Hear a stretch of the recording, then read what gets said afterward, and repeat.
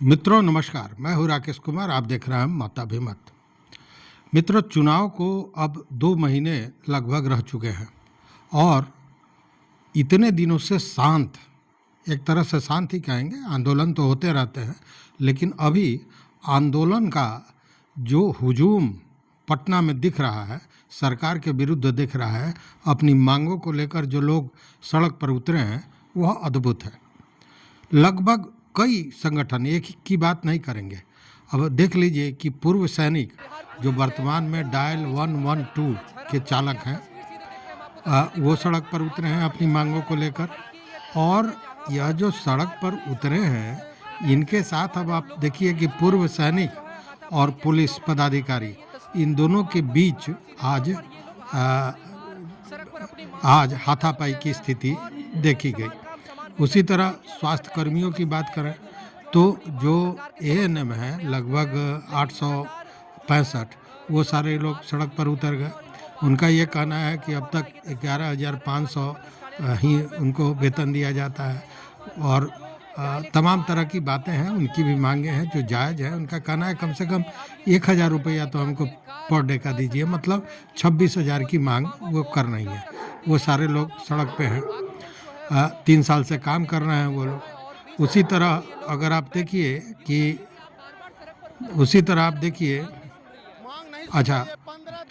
इनको पिछले 2 सालों से आश्वासन दिया जा रहा है, तो अब ये अपनी मांग पे उतर आए हैं। चौकीदार दफादार की स्थिति आप देखिए, भारी हुजूम, भारी भीड़, बैरिकेटिंग आज तोड़ दिया उन लोगों ने। वो उसके बाद में वहीं देखिए चौकीदार दफादार संघ जो है, वह भी आंदोलन पर उतरा अपनी मांगों को लेकर, और पुलिस घेरा को तोड़ दिया, तोड़ के वो लोग हंगामा किए। जेपी गोलंबर पर जो बैरिकेटिंग था तोड़ दिया गया। वो सीएम आवास जाना चाहते थे, वहाँ भी पुलिस के साथ गुत्थम गुत्थी की स्थिति बनी रही। उसी तरह इंजीनियरिंग और पॉलिटेक्निक के छात्र वह भी अपनी मांग को लेकर हंगामा कर रहे हैं। दूसरी ओर जो बीटेक इंजीनियर्स हैं, वो अपनी मांगों को लेकर सड़क पर आ गए हैं। वित्त रहित शिक्षक कई दिनों से हड़ताल पर हैं। उसके अलावा टीआरई 4 को लेकर जो सीटों को लेकर छात्र अपनी डिमांड कर रहे हैं, वो सड़क पर हैं। मतलब एक तरह से कहें कि आंदोलन का हंगामा हो गया है। और सबसे ज़्यादा जो अभी सुर्खियों में है, वो है विशेष सर्वेक्षण संविदा कर्मियों का मामला।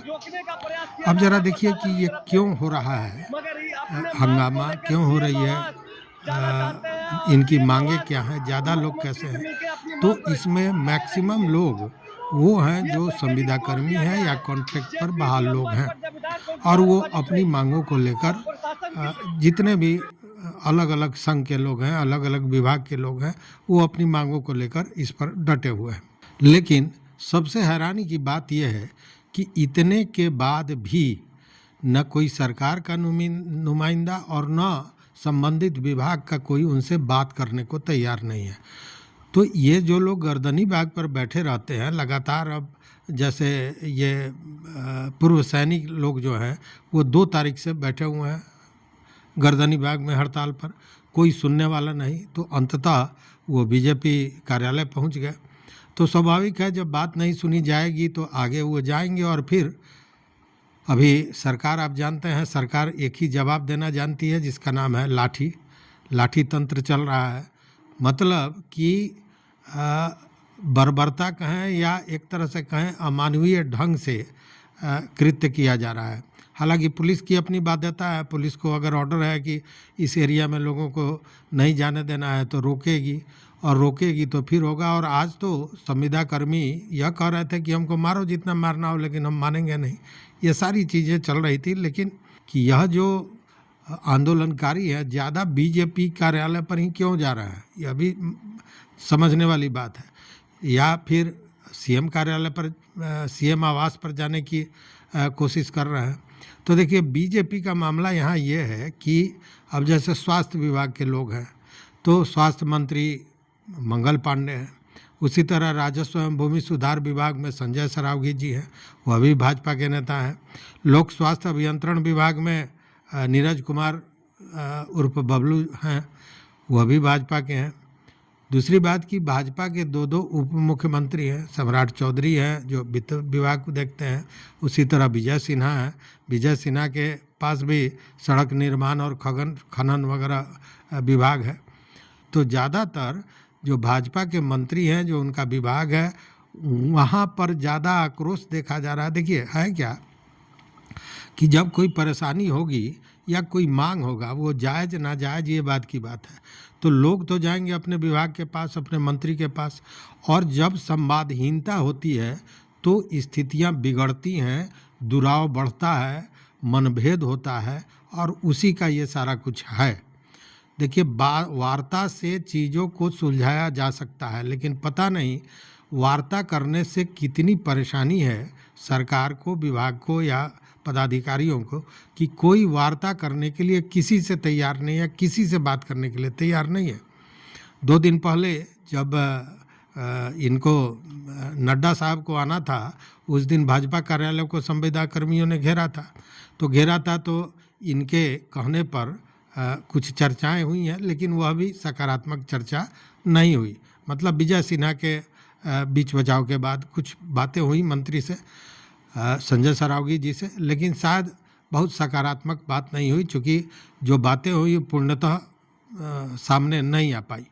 लेकिन यहाँ एक चीज़ गौर करने वाली है कि ये जितने भी हो रहे हैं आंदोलन, उनमें अगर छात्रों को अलग कर दीजिए तो ये सारे लोग या तो संविदा कर्मी हैं या कॉन्ट्रैक्ट पर हैं। मैंने पहले भी कहा था, जब संविदा कर्मियों का वीडियो मैं बना रहा था, उनका समाचार आपको बता रहा था, तो मैंने कहा था कि ये जो संविदा कर्मी हैं, ये केवल अब ये लड़ाई केवल इन्हीं के विभाग की नहीं हो गई है। जितने भी संविदा कर्मी हैं, जो लाखों की संख्या में हैं, वो सभी अपनी अपनी डिमांड को लेकर आएंगे, और सभी कहीं ना कहीं विशेष सर्वेक्षण संविदा कर्मियों को अपना सपोर्ट भी कर रहे थे। तो यह स्थितियां बढ़ती जा रही हैं। और देखिए ना, सबसे बड़ी बात क्या है कि जो ये नेतागण हैं, भाजपा के दो दो उप मुख्यमंत्री हैं, और आपको याद होगा जब सत्ता में नहीं थी भाजपा, तो प्रतिपक्ष के नेता हुआ करते थे विजय सिन्हा, और तब विजय सिन्हा सदन में खड़े होकर संविदा कर्मियों की लड़ाई लड़ रहे थे। संविदा कर्मियों को कब सरकार नियमित करेगी, क्यों नहीं कर रही है, इनका वेतनमान क्यों नहीं बढ़ाया जा रहा, इन सारे चीज़ों को मुद्दा बनाकर उन्होंने उठाया था, और सदन में उनका भाषण भी है। संविदा के बहाल लोगों को महोदय अनिश्चितता के साये में कब तक नियमित करेंगे आप, या उनके भविष्य को अधर में भी लटकाएंगे। माननीय मुख्यमंत्री जी जब कैबिनेट में मंत्री बनने का अवसर दिया था, आप जब बोलते थे कि संविदा कर्मी अनुभवी हो गए हैं, संविदा कर्मी को प्राथमिकता दी जानी चाहिए, आप ही बोलते थे। हम आपको याद कराना चाहेंगे, उस संविदा कर्मी को क्यों नहीं परमानेंट करते हैं, क्यों नहीं उसको आप महत्व देते हैं, नौकरी में प्राथमिकता देते हैं।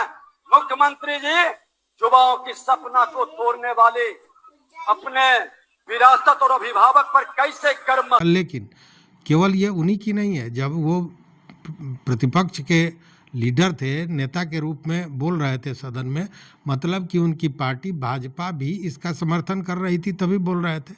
और जब अब सत्ता में आ गई है भाजपा, जब उसके हाथ में है कि इन चीज़ों को दुरुस्त किया जा सकता है, तब मौन बरती हुई है।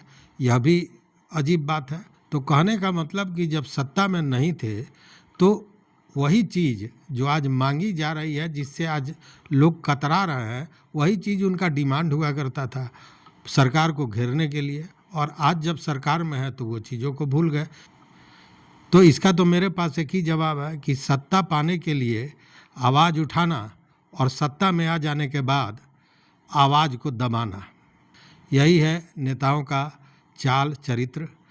कि जब वो सत्ता में होते हैं तो उनकी प्राथमिकताएं बदल जाती हैं, जब वो सत्ता में नहीं होते हैं तो उनकी प्राथमिकताएं दूसरी होती हैं, और वो जो प्राथमिकता होती है वो सत्ता में आने के बाद बदल जाती है, चूँकि तब जनता की बात पर ध्यान देने से ज़्यादा अपने पर, अपने पार्टी पर, अपने सत्ता को बचाए रखने पर, इसी पर ध्यान होता है। तो निचोड़ यही है तो इस वीडियो में बस इतना ही। देखते रहिए मत अभिमत। मित्रों, चैनल पर नए हो तो सब्सक्राइब कीजिए, लाइक कीजिए, दोस्तों के साथ शेयर कीजिए और अपना विचार जरूर दीजिए। बहुत बहुत धन्यवाद, कोटिशः आभार।